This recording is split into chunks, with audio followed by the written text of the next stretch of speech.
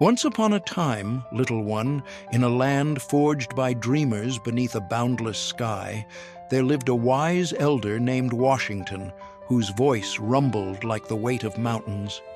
He declared with solemn grace, "If the freedom of speech is taken away, then dumb and silent we may be led, like sheep to the slaughter." And his words floated across the ages, a sacred promise to guard every whisper in the realm. The kingdom grew strong, its banners soaring high above the hills, its coffers swelling with rivers of gold. Then, in the year of 96, a bold traveler from a far-off land called Israel stepped into the great hall. With fire in his chest, he spoke to the king named Clinton, tales of deserts, struggles, and a grand destiny, before turning swiftly on his heel and vanishing into the dusk, leaving the king to murmur in the stillness, "Who holds the scepter in this realm?" Many seasons later, in the shadowed year of 23, the kingdom's treasure poured forth in mighty streams, carrying steel and thunder to Israel's war-torn sands, where the city of Gaza lay broken beneath a mournful haze. Far across the seas, the land of Ukraine too sipped from the kingdom's bounty, its people crying out amidst their own strife, their aid weighed and questioned by the council's many growling tongues. Yet the gold flowing to Israel moved with a quieter grace, unchallenged by the clamor that stirred the other.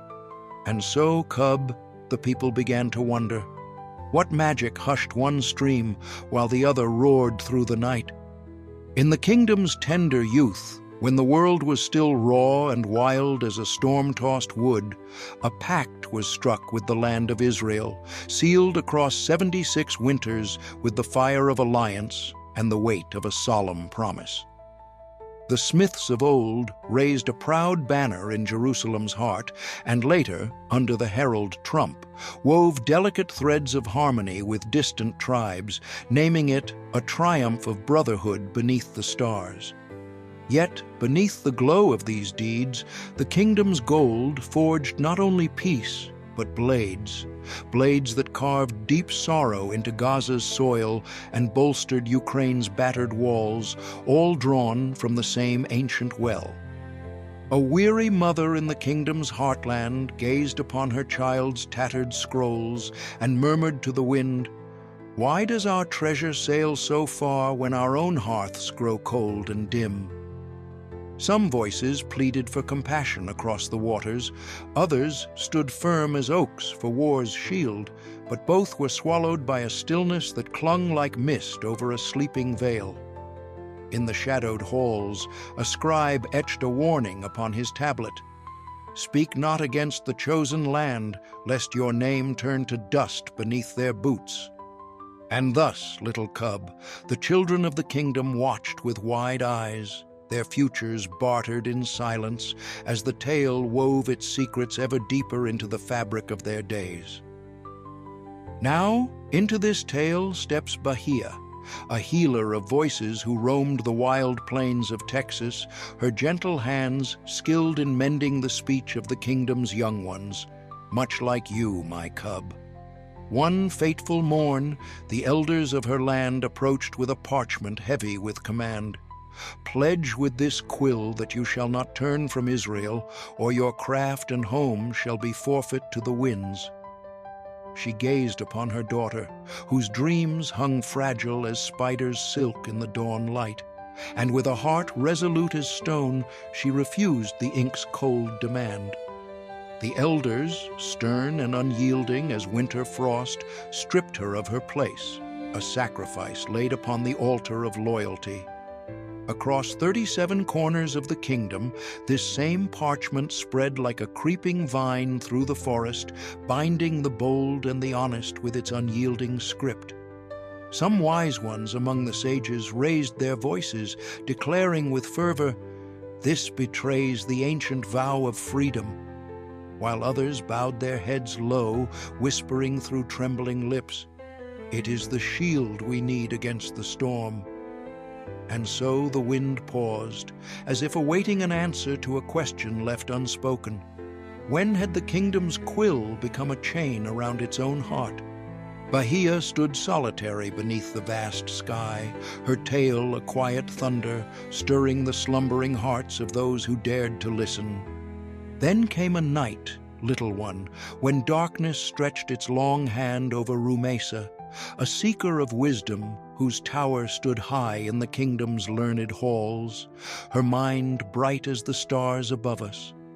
She had woven tales of Gaza's lost souls, her words a lantern glowing in the gloom, until the shadows clad in iron swept her away, their voices hissing treason with no proof to bear their claim, like wolves without a trail. Her path was swallowed by the abyss, one among hundreds snared by the kingdom's stern decree as heralds crowed their triumph from the rooftops. Beyond the waves, Aishanur, a daughter of two realms, knelt in West Bank groves, her cry for peace silenced by Israel's steel, her kin left calling into a void as deep as this forest. Across lands near and far, the brave became prey. Why, cub, did truth summon such a hunt beneath the moon? The night grew thick with questions, its answers buried deep as roots as the tale turned toward an unseen dawn. Across the shimmering sea, the people of Israel lifted their voices in a chorus that shook the earth beneath their feet.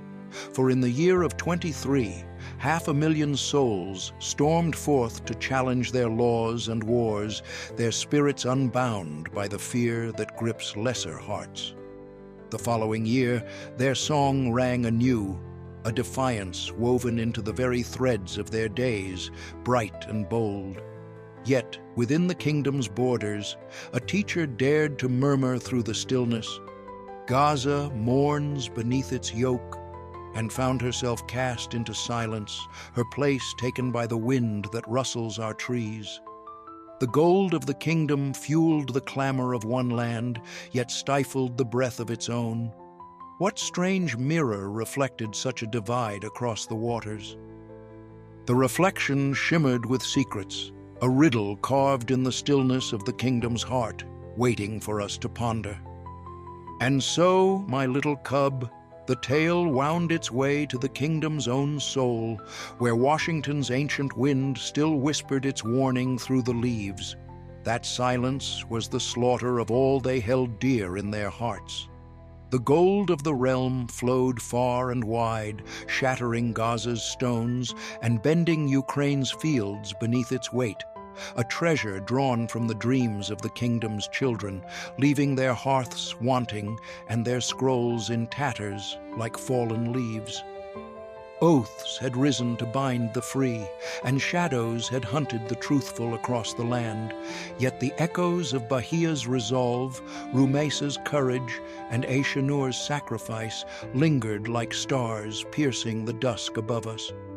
Beyond the sea, dissent danced freely under open skies, while here it cowered beneath the branches. What would the kingdom choose in this fragile dawn? To mourn all who suffered, to hold none above another, to let voices weave their tapestry of sorrow and hope across the realm? The light awaited, its glow a question whispered to you, cub. Would they sleep now, cradled in the quiet of an unasked tale, or rise and question everything, fair and unbound, to shape a story yet unwritten beneath the stars? What's that, Grandpa? Are those people going to sleep or wake up? That, my cub, is the ending they must choose, and so must we.